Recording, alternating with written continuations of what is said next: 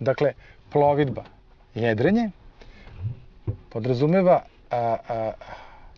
svaku osobu koja željna avanture, dozirane avanture, ne sulude avanture, užitka, opuštanja. Društvo, ekipa se skupi i zajedno iznajmi brod, zajedno se sprema, kuva, zajedno se organizuju kao tim.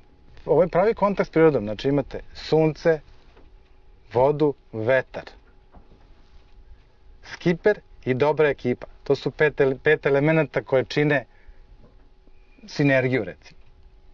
Kad se to uskladi, a uvek se u dobroj ekipi, u dobrom društvu napravi ta neka skladna nit i onda je svaki dan sve lepši i lepši i onaj težak, recimo, desi se da nas uvati neko loše vreme, desi se da padne kiša, sve, ali sve se to prevaziđe u nekom šeretskom načinu druženja, zafrkavanja, uživanja, opuštanja i potpuno se čovek sjedini sa prirodom, obilazići uvale, mesta koja su pristupačna, a samo nama.